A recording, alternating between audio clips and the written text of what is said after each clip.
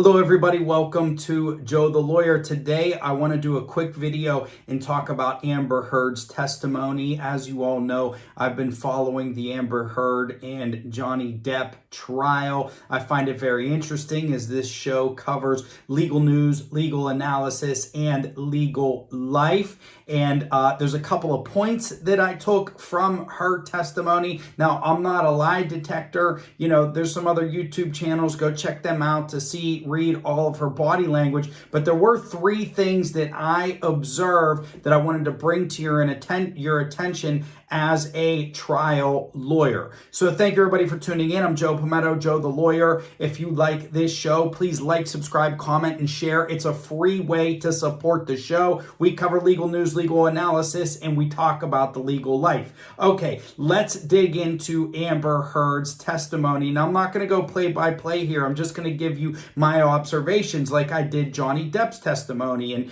during Depp's testimony, I thought he came off as very sincere, didn't come off as coached, and came off very much like a regular guy. Didn't appear to be robotic or be an actor. But there were a couple things about Amber Heard's testimony that I found a little strange and that may, in fact, damage her credibility with the jury. Is number one, I thought that her testimony seemed to be a bit too specific. Number two, it appeared at times that she was acting and or overacting. And number three, her stories directly contradict Johnny Depp's stories. So let's talk about number one, the specificity. It seemed on certain points she was very, very specific. Now, I'm going to go into lie detection a little bit, I guess, right? They say to spot a liar, ask them about details about the things that happen, and they often won't be able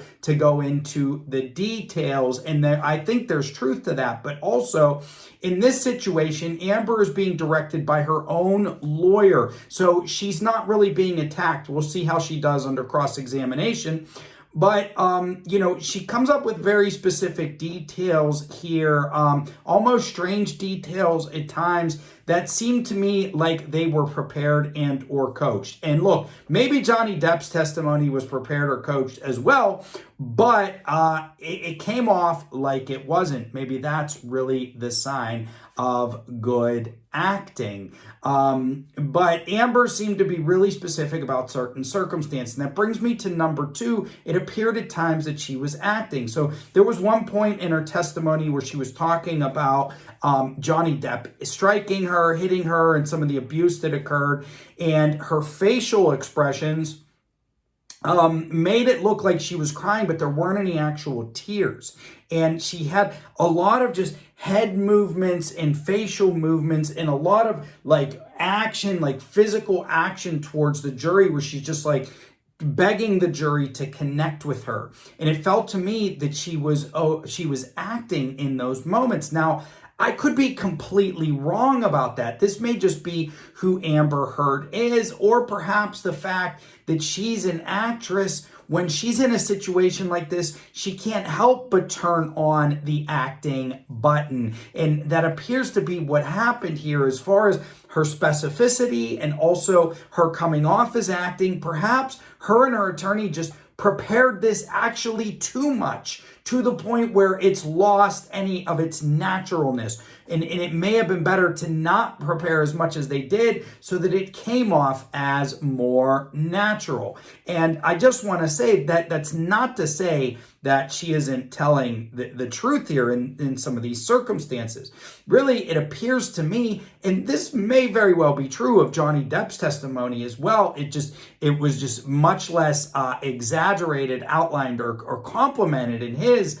But it appears to me that what Heard is, there's a mixture of truth and lies here. And, my own personal impression is that this was a mutually abusive relationship. That's what it really appears to be to me. Now, who exactly is telling all the truth here is another thing. And then my final point is that her story directly contradicts Johnny Depp's story.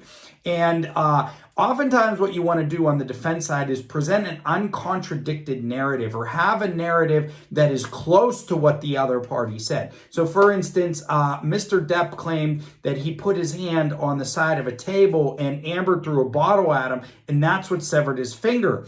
But Amber gave a completely different story. I can't remember what it is right now. But her story of the severed finger was completely different. So the jury has no choice but to completely believe one or the other, and to make this a battle of extreme credibility here. Whereas, let me give you an example of an uncontradicted alternative theory of the case. Let's say that the police come into a house, there's an individual in a room, and in that room there are guns and drugs. So the police are going to say, oh, the individual was in the room, therefore he was there, those are his guns and his drugs. Well, if that person goes on the stand and says, I was in the room, they weren't my guns or drugs, I don't know whose they were, and I simply was at the house, my mere presence, I happened to be in the house, okay, those two narratives don't contradict each other. There's no direct contradiction of evidence there, right?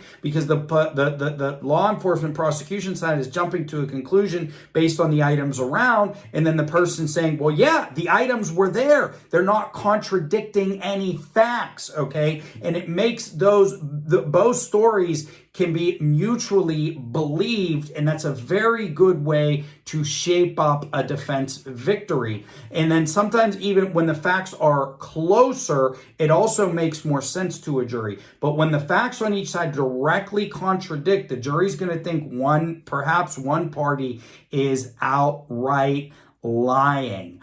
And that can sometimes work to the defense's advantage, but usually I would say no. It's just very interesting that her story and his story, they're just worlds apart. And I think that may damage Amber's case more than Mr. Depp's case. Now, I know I said before that I thought Mr. Depp was going to win this lawsuit because of his testimony. I thought his testimony was very, very good. But I've had a few new thoughts, and it's sort of a technical legal issue as to why I think, in fact, Mr. Depp is going to lose, and the jury's just going to put their hands up and say nobody gets any money here, and it's a legal issue. So tune in to my next episode where I'm going to talk about that, and that may come into play, and it may override the credibility of either of their testimonies. So let me just reiterate, I thought Amber's testimony was not that great. I mean, at times it was strong, but she seemed to be too specific, seemed to be acting a little bit,